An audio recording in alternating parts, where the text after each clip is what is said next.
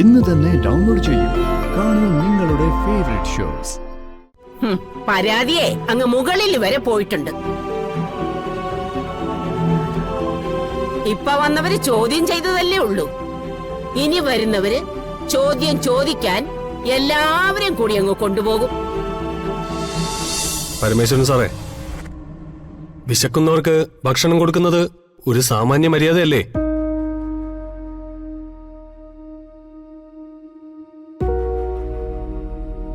നിങ്ങളെപ്പോലുള്ളവരിൽ നിന്നും അത്രയെങ്കിലും അവർ പ്രതീക്ഷിക്കില്ലേ?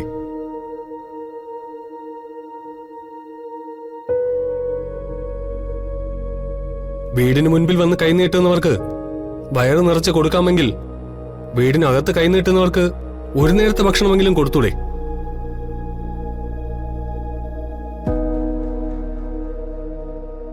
ആ, നിങ്ങൾ പൊയ്ക്കോളൂ. ഈ പ്രശ്നം ഞങ്ങൾ പരിഹരിച്ചോളാം. പരിഹരിച്ചാൽ നിങ്ങൾക്ക് നല്ലത്.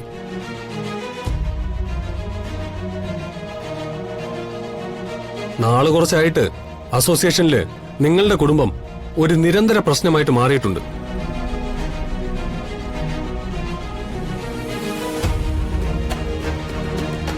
ഞങ്ങൾക്ക് കൂടുതൽ ഇടപെടേണ്ടി വരരുത്. അപ്പോ നമുക്കിറങ്ങാം. ഇറങ്ങാം. ഒന്ന് നിൽക്കണം, ഒന്ന് നിന്നേ. അസോസിയേഷനില് നിങ്ങളുടെയൊക്കെ പൊസിഷൻ എന്താണെന്ന് എനിക്കറിയില്ല. അസോസിയേഷനിലെ എല്ലാ അംഗങ്ങളും തുല്യരാണല്ലോ. നാളെ ഇതുപോലെ നിങ്ങളുടെയൊക്കെ വീട്ടിലേക്ക് കയറി വരാനും നിങ്ങളുടെ കുടുംബത്തിന്റെ ആഭ്യന്തര പ്രശ്നങ്ങൾ ഇടപെടാനും എനിക്കും അവകാശം ഉണ്ടായിരിക്കുമല്ലോ അല്ലേ?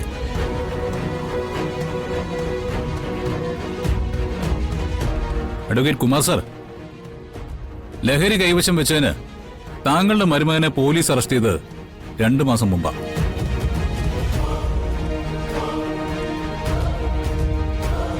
ഈ കൂട്ടത്തിൽ നിൽക്കുന്ന ഒരാളുടെ മരുമകന് ദേ ഇദ്ദേഹത്തിന്റെ ഒരു കൊലപാതക കേസിൽ പിടികിട്ടാപ്പുള്ളിയാണെന്ന് പറഞ്ഞ് പോലീസ് അന്വേഷണത്തിന് വന്നതും എല്ലാവർക്കും അറിയാവുന്ന കാര്യമാണ്.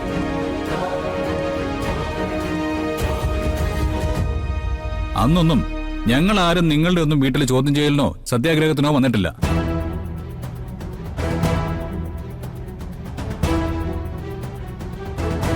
ആരെങ്കിലും ഇളക്കി വിട്ട് കണിമംഗലത്തേക്ക് ഇറങ്ങുന്നതിന് മുമ്പ് വാസ്തവം പരിശോധിക്കാനുള്ള മര്യാദയെങ്കിലും നിങ്ങൾക്ക് കാണിക്കാമായിരുന്നു.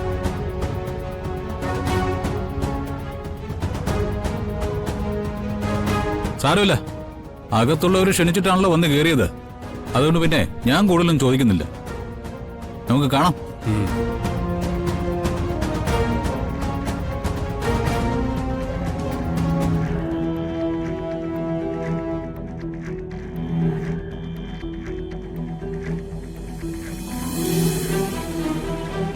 എന്താ മുത്തശ്ശിയുടെ ഉദ്ദേശം?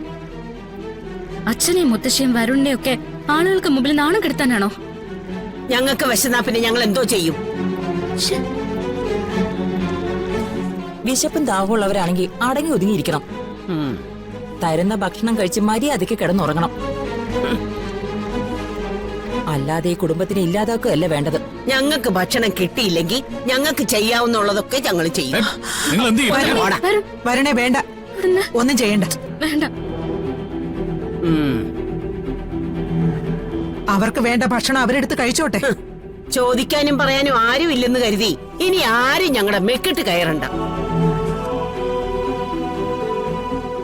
പരാതിയെ അങ്ങ് മുകളിൽ വരെ പോയിട്ടുണ്ട്. ഇപ്പൊ വന്നവര് ചോദ്യം ചെയ്തതല്ലേ ഉള്ളൂ.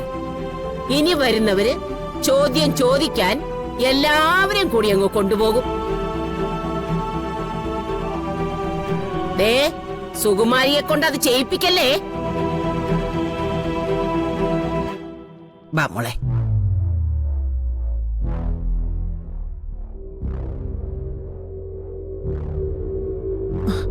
പരമേശ്വര, ആണക്കേടിന്റെ കനം നിത്യേന കൂടിക്കൂടി വരികയാണല്ലോ അമ്മേ.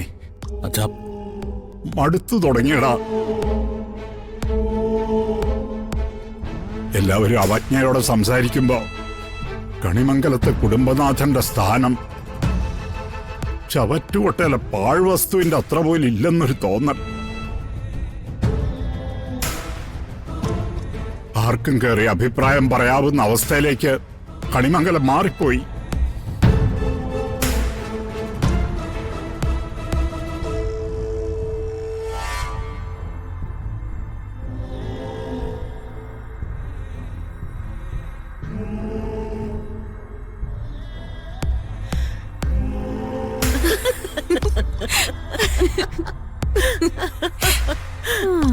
മുത്തശ്ശി നമ്മള് 2 ദിവസം പട്ടിണി കിടന്നെങ്കിലും ഈ വരവ് ഗംഭീരായിരുന്നു. മുത്തശ്ശി നോക്കിയോ, ഒറ്റ ഒരാളുടെ മുഖത്ത് ചോരയില്ലായിരുന്നു. നാണം കെട്ട് പരസ്പരം നോക്കാൻ പറ്റാതെ പോലും കണിമംഗലത്തുകാരിരുന്ന് ഇരിപ്പ് കണ്ടില്ലേ? എടി, ഭക്ഷണം തരുന്നില്ല എന്നും പറഞ്ഞ് പരാതി അയക്കുമെന്ന് പറഞ്ഞപ്പോഴേ അത് ഇത്ര കടുക്കുമെന്നൊന്നും ഞാൻ കരുതിയില്ലടി മോളെ. ഇനിയിപ്പൊ കുറച്ചു കാലത്തേക്ക് നമുക്ക് എന്ത് വേണമെങ്കിലും കാണിക്കാം. ചോദിക്കാൻ ആളുകളുണ്ട്. ആ വക്കീലും CI സാറും കൂടെ നല്ല കൂട്ടാണല്ലോ. ആ പിന്നെ എടി, ഇവന്മാരൊക്കെ കള്ളന്മാരല്ലേ, ഒറ്റ വർഗം. ഇതിന്റെ പേരിൽ ഇവിടെയുള്ള എല്ലാവരും കൂടി പകരം വീട്ടാൻ വരുമോ? വരണമല്ലോ. രാധിക വരണം, വരുൺ വരണം, പത്മിനി വരണം. എല്ലാവരും വരട്ടടി. പക്ഷേ ഇനി വന്ന് ബഹളം വെക്കുമ്പോ ഒരു കാര്യം ശ്രദ്ധിക്കണം. എന്താ മുത്തശ്ശി? അങ്ങോട്ടും ഇങ്ങോട്ടും വലിയ വായില് വർത്താനം പറഞ്ഞാ പോരാ. കൊള്ളാവുന്നത് എന്തെങ്കിലും പറഞ്ഞ് അവരുടെ കയ്യിൽ നിന്ന് ഞാനോ നീയോ 1 2 തല്ല് വാങ്ങിക്കണം. അതെന്തിനാ? എടി മോളെ, നിന്റെ അവകാശം നിഷേധിക്കുന്നത് 1ാമത്തെ കുറ്റം. അതിന്റെ പേരിൽ നിന്നെയും എന്നെയും പട്ടിണിക്കിടുന്നത് 2ാമത്തെ കുറ്റം. അസോസിയേഷൻകാര് വന്നതിന്റെ പേരില് നമ്മളെ തല്ലിയെന്നു കൂടി വന്നാലോ, വീടിന്റെ ഉമ്മറത്ത് വലിയൊരു വണ്ടി വരും, പോലീസ് വണ്ടിയേ. എന്നിട്ട് ജാഥയായിട്ട് ഇവരെ ഓരോരുത്തരെയായി അതിനകത്ത് കയറ്റും, എന്നിട്ടങ്ങ് കൊണ്ടുപോകും. ഓ, അങ്ങനെയൊക്കെ ഉള്ളൊരു കാഴ്ച കാണാനുള്ള ഭാഗ്യം നമുക്കുണ്ടാവോ? മുത്തശ്ശി, അവര് നമ്മളെ ഇങ്ങോട്ട് തല്ലിയില്ലെങ്കിലും നമുക്ക് അവരെ അങ്ങോട്ട് തല്ലാം. യോ, അതൊന്നും വേണ്ട. പ്രത്യേകിച്ച് ആ വരുണിനെ എനിക്ക് നല്ല പേടിയാ. തല്ലുകയല്ല, കൊന്നേക്കാമെന്ന് വല്ലൊരു തീരുമാനം എടുത്താലേ എടി, ചത്തു കഴിഞ്ഞിട്ട് പിന്നെ എന്ത് നിയമം? മുത്തശ്ശി, നമുക്ക് ഭക്ഷണം കഴിക്കണ്ടേ? പിന്നെ ഇനിയിപ്പോ ഇവിടുത്തെ അടുക്കള നമുക്ക് വേണ്ടി തുറന്നിട്ടിരിക്കല്ലേ. വാ മോളെ, എത്രയും നേരത്തെ നമുക്ക് കടം തീർത്തിട്ട് ഭക്ഷണമൊക്കെ കഴിച്ച് കിടന്നേക്കാം. മുത്തശ്ശി, നമ്മള് ഭക്ഷണത്തിൽ ചെയ്ത പോലെ അവരെന്തെങ്കിലും കലക്കി വെക്കോ? ദേ, ഇവിടുത്തെ അടുക്കളയിൽ നിന്നെടുക്കുന്ന ഭക്ഷണം കഴിച്ചിട്ടേ ചെറിയൊരു ബുദ്ധിമുട്ട് തോന്നിയാ പോലും ചത്തതുപോലെ കിടന്നേക്കണം. കണിമംഗലം കുടുംബക്കാര് നിനക്ക് വിഷം തന്ന് കൊല്ലാൻ ശ്രമിച്ചതാണെന്ന് ഞാൻ അങ്ങ് വിളിച്ചു പറയും. ഇവിടുന്ന് മുത്തശ്ശി പുറത്തേക്കൊരു പാച്ചിലുണ്ട്. ഈ വന്ന ആളുകളെ മുഴുവൻ വിളിച്ചിട്ട് നിന്നെ കൊണ്ടുവന്ന് കാണിച്ചു കൊടുക്കും. സത്യം പറഞ്ഞ ജീവിതത്തിൽ ഇപ്പോഴാടി മോളെ ഒരു രസം വെച്ചത്. അല്ലെങ്കിൽ എന്താ, നിന്റെ അച്ഛൻ വേദം ചൊല്ലുന്നതും കേട്ട് ചുമ്മാ ഭക്ഷണവും കഴിച്ച് ആറ്റുവാശ്ശേരിയിൽ അങ്ങനെ അങ്ങ് ഇരിക്കണം.